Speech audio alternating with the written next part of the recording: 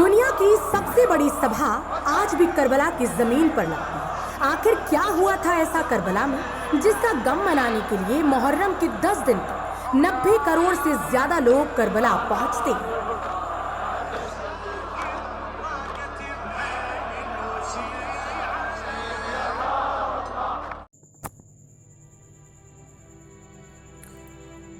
क्या हुआ था इराक की करबला में, जो शिया मुस्लिम 2.25 महीने तक खुशियां नहीं मनाते। कहानी उस शख्सियत की है जिसके लिए मुसलमान मानते हैं कि उसने अपना सर कटाकर इस्लाम को बचा लिया। हुसैन के बारे में कहा जाता है कि इन्होंने दीन इस्लाम को बचाने के लिए एक से बढ़कर एक कुर्बानी दी। इनमें उनके 6 माह के बेटे की शहादत भी शामिल है और 18 साल के बेटे की भी। नाम है हुसैन। ये वही हुसैन है जिनके लिए मोहम्मद साहब ने कहा था कि हुसैन मुझसे है और मैं हुसैन से। लेकिन फिर भी यजीद नाम के शख्स ने उनको शहीद करा दिया। कहा जाता है कि यजीद चाहता था कि हर बात उसकी मानी जाए। सुन्नी मुसलमान के चौथे खलीफा और शिया मुस्लिम के पहले इमाम हजरत अली के दूसरे बेटे हैं हुसैन। पहले बेटे का नाम हसन है। पैगंबर मोहम्मद साहब की बेटी फातिमा हुसैन की माँ है, यानी पैगंबर मोहम्मद साहब हुसैन के नाना है। हुसैन को शिया मुस्लिम अपना तीसरा इमाम मानते हैं। पहले इमाम हजरत अली और दूसरे हसन, इसके बाद हुसैन।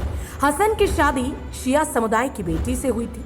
हसन की बीवी ने हसन को जहर दे दिया था, जिससे उनकी शहादत हो गई थी। हसन की शहादत के बाद यजीद ने खुद को वहां का खलीफा घोषित कर दिया। यजीद बेहद ही जालिम और तानाशाही किस्म का था। यजीद चाहता था कि हुसैन उसके साथ हो जाए।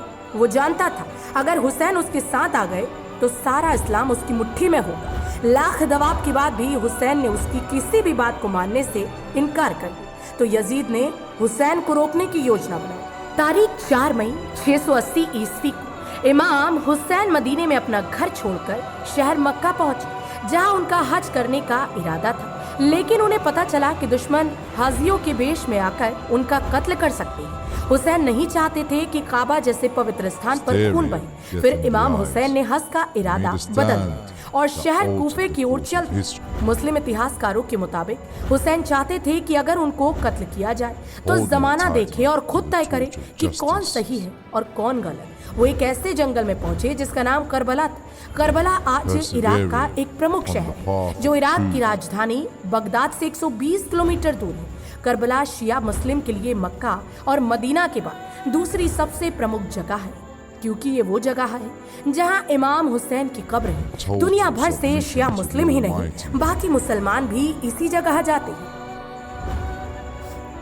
करबला की जंग में हुसैन ने फौज से मुखातिब होकर कहा कि अगर तुम्हारी नजर में हुसैन गुनहगार है तो इस मासूम ने तुम्हारा क्या बिगाड़ा है। इसको अगर 2 बूंद पानी मिल जाए तो शायद इसकी जान बच जाए। उनकी इस फरियाद का यजीदी फौज पर कोई भी असर ना हुआ, बल्कि यजीद तो किसी भी हालत में हुसैन को अपने आगे झुकाना चाहता था। यजीद ने हुरमला नाम के शख्स को हुक्म दिया कि देखता क्या है, हुसैन के बच्चे को खत्म कर दे। हुरमला ने कमान को संभाला।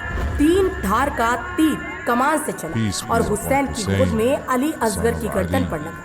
6 महीने के बच्चे का वजूद ही क्या होता है। तीर गर्दन से पार होकर हुसैन के बाजू में लगा। बच्चा बाप की गोद में दम तोड़ देता। 71 शहीद हो जाने के बाद यजीद ने शिम्र नाम के शख्स से हुसैन की गर्दन को भी कटवा दिया। बताया जाता है जिस खंजर से इमाम हुसैन के सर को जिस्म से जुदा किया गया, वो खंजर कूंद धार का था और ये सब उनकी बहन ज़ैनब के सामने हुआ। जब शिम्र ने उनकी गर्दन पर खंजर चलाया तो हुसैन का सिर सजदे में था, यानी नमाज की हालत में। मुसलमान मानते हैं कि हुसैन ने हर जुल्म पर सब्र करके जमाने को दिखाया किस तरह जुल्म को हराया जाता है। हुसैन की मौत के बाद अली की बेटी ज़ैनब ने ही बाकी बचे लोगों को संभाला था, क्योंकि मर्दों में जो हुसैन के बेटे ज़ैनुल आबिदीन जिंदा बचे थे वो बेहद बीमार थे। यजीद ने सभी को अपना कैदी बनाकर जेल में डलवा दिया था।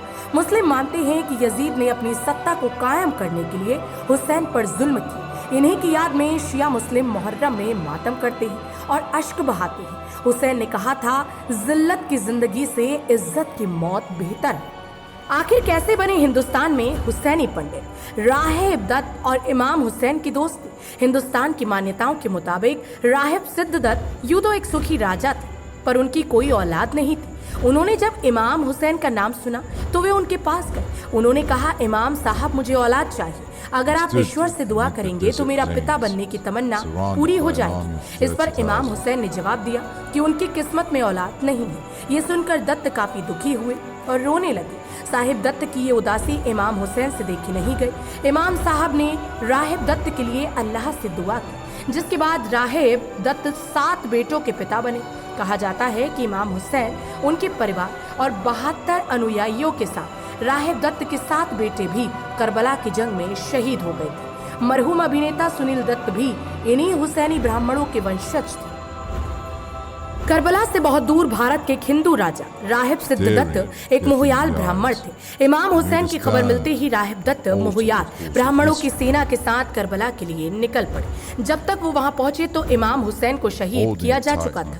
ये जानकर राहिब दत्त का दिल टूट गया। जोश में तलवार को गले पर रख लिया। वो कहने लगे, जिसकी जान बचाने आए थे वही नहीं बचा तो हम जीकर क्या करेंगे। इमाम के चाहने वाले वीर योद्धा जनाबे अमीर मुख्तार के कहने पर और उनके मना करने पर राहिब ने तलवार को गर्दन से हटा दिया और मुख्तार के साथ मिलकर इमाम हुसैन के खून का बदला लेने के मकसद से दुश्मनों से यादगार जंग करने निकल गए। ये तारीख थी 10 अक्टूबर 680 ईस्वी की। उस समय यजीद की फौज इमाम हुसैन के सर को लेकर कुफा में इब्ने जिहाद के महल ला रही थी। राहिब दत्त ने यजीद दस्ते का पीछा कर हुसैन का सर छीना और दमिश्क की ओर कूच कर गए। रास्ते में एक पड़ाव पर रात बिताने के लिए रुके।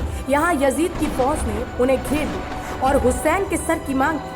हिंदू राजा राहिब दत्त ने इमाम का सर बचाने के लिए अपने बेटे का सर काट कर दे दिया, जिस पर यजीद चिल्लाए, ये इमाम हुसैन का सर नहीं है। हुसैन का सर बचाने के लिए राहिब दत्त ने अपने 7 बेटों का सर काट दिया, लेकिन फौजियों ने उन्हें हुसैन का सर मानने से इनकार कर दिया। हिंदुस्तानियों की याद में उस जगह को हिंदिया नाम मिला। जंग खत्म होने के बाद कुछ मोहयाली सैनिक वहीं बस गए और बाकी अपने वतन हिंदुस्तान वापस लौट आए। इन वीर मोहयाली सैनिकों ने करबला में जहां पड़ाव डाला था उस जगह को हिंदिया कहते हैं। इतिहास इन वीर मोहयाल ब्राह्मणों को हिंदुस्तान में हुसैनी ब्राह्मण के नाम से जानता है। इस कुर्बानी को याद रखने के लिए हुसैनी ब्राह्मण मुहर्रम के वक्त अपने घरों में दर्जनों नौहे पढ़ते हैं। नौहा का मतलब है करबला की जंग में शहीद हुए लोगों को याद करना। मुहर्रम पर ताजियादारी क्यों मनाते हैं, आपको बता दें, इराक में इमाम हुसैन का रोजा ए मुबारक दरगाह है। लोग इसी की नकल बनाते हैं, इसे ही ताजिया कहते हैं। ताजियादारी 10 मुहर्रम को इमाम हुसैन और उनके 72 साथियों की शहादत की याद में की जाती है। मुहर्रम की पहली तारीख को ही ताजिया रखा जाता है और उसे 10 मुहर्रम को करबला में दफन कर दिया जाता है। इस दिन की याद में लोग जुलूस निकालते हैं और उस जंग को याद करते हैं।